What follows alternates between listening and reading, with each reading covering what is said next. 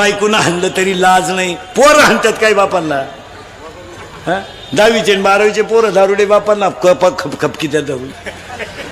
लाज नाही वाटत का? आपण 90 पिऊन घरादाराची बरबादी केली, काय केलं? काय तुमच्या जीवनात सुखे कुत्र्यासारखे हालेत. अरे कुत्र्याला सुद्धा माणसं भाकर वाटेवून येऊन ठेवतात.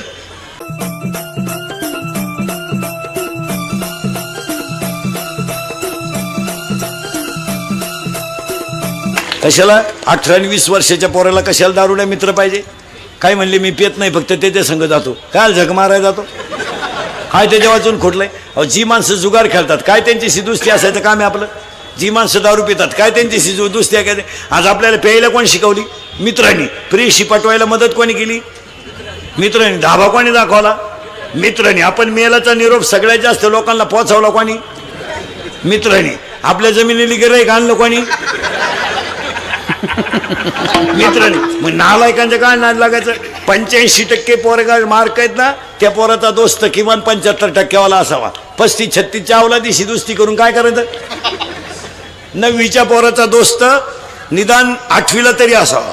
ते 5वीच्या पोराच्या गळ्यात हात घालून निंडते. 5वीचा कवा 9वीला यायचा?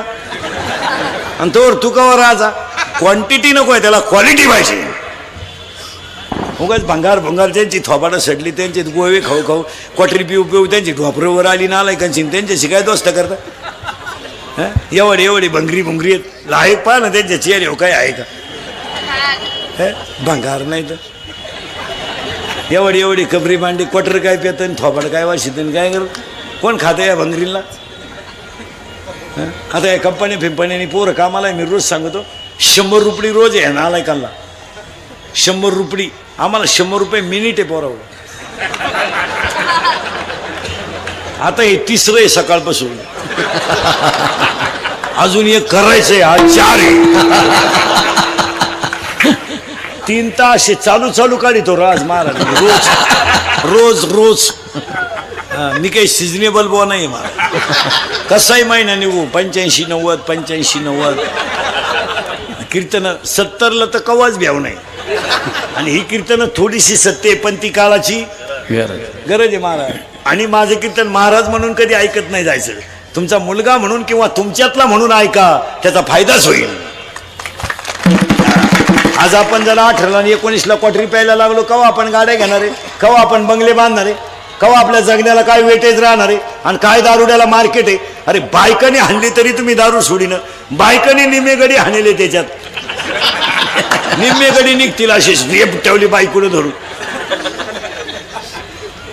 बायकोनं हाणलं तरी लाज नाही, पोरं हाणतात काय बापांना?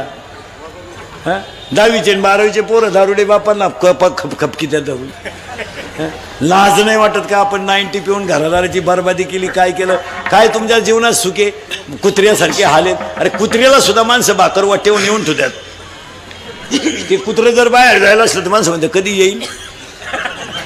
याला यायच्या आत माणसं जीवन घेतात, म्हणते झोपून घ्या, आला तर येईल, मोरल्या उलथ होते तिकडे. अरे कुत्र्याला किंमत आहे, तुम्हाला किंमत नाही. तुम्हाला अशी लाजबीज नाही वाटत का आपण वाया गेलो का काय? ए दरिद्री. आता काय माया पुढे बसलं का? खरंय मी निघून गेलो का? धंदा आहे त्यांच्या, ठोकली आमच्या, चालले घरी. स्वरल्या दुसऱ्याच्या चपला. मांजरीच्या पिलाला धोका बोक्यापासून, सापाच्या पिलाला धोका त्याच्या आईपासून, आणि तुम्हाला मला धोका फक्त तिघांपासून.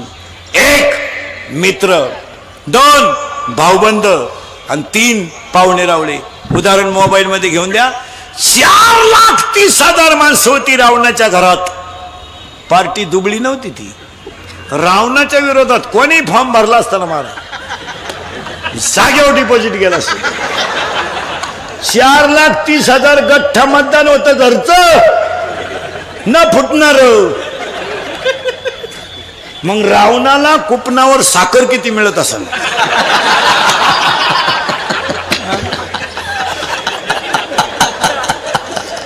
आणि रावणाचे आधार कार्डनं पॅन कार्डला लिंक कराय किती दिवस गेले? 4,30,000 माणसं रावणाच्या घरात. पण रावणाला इंद्रजित नावाचा मुलगा होता. मरेपर्यंत उदाहरण ध्यानात ठेवा. त्याचं पहिलं नाव मेघनाथ होतं. त्या रावणाच्या पोराने 14 वेळा इंद्र हरवला होता. इतकं गरज खास होतं रावणाचं. वा वा वा. फक्त रावणाचा पोरगा इंद्रजित जर मेला तरच रावण मरेल हे त्याच्या चुलत्याला माहित होतं. चुलता म्हणजे बापाचा भाऊन आज्याचा पोऱ्या. हे फोडून सांगितलं म्हणजे बरं. कारण आता चुलते जवळजवळ वारले, भाऊबंद तर उलाटलेत. चुलते कुठं राहिले आता, भाऊबंद नाही. पूर्वी पोरीचं लग्न जमवायचं, पोराचं लग्न जमवायचं तर 100 माणसं पिकअप घेऊन पोरगी पाहायला जायची. आता 2 माणसं जातात, पोरगाची आईन पोराचा बाप स्कूटीवर. आणि वरून जेवताना म्हणते आम्ही आलतो, कोणाला म्हण नका, बोंग्या होईल बोंग्या. आपलं फायनल होई पोत कोणाला सांगू नका. पुरीचा बाप म्हणला तुम्ही म्हणू नका, ती पळून गेली, ती कालच आणली सापडून. फार वाट लागली. भाऊबंद राहिले नाही. मग आता प्रेत कशात नेतात माहिती का, रथात. आता वैकुंठ रथ आलाय प्रेत न्यायला. भाऊबंद वारले, वाडा उलाटला.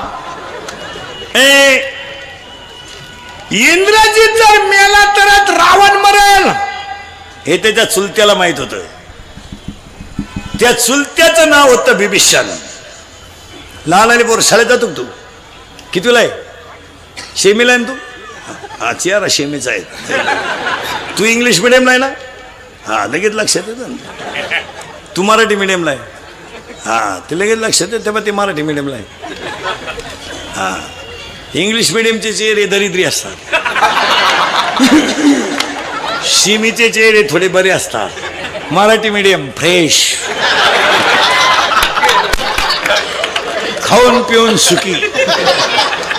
11ला भरली, 1:30ला भात, 2:30ला जनगणना मोका. तू कितीला आहे, तूच 8वीला आहे. बापाच्या बायको टिमा म्हणतात.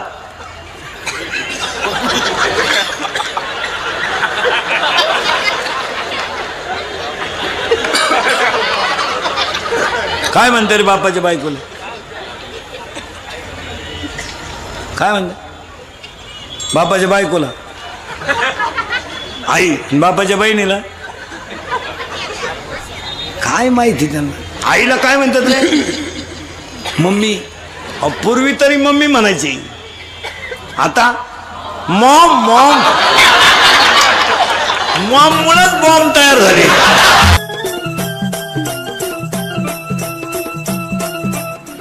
तरीका है भीख मांगने का?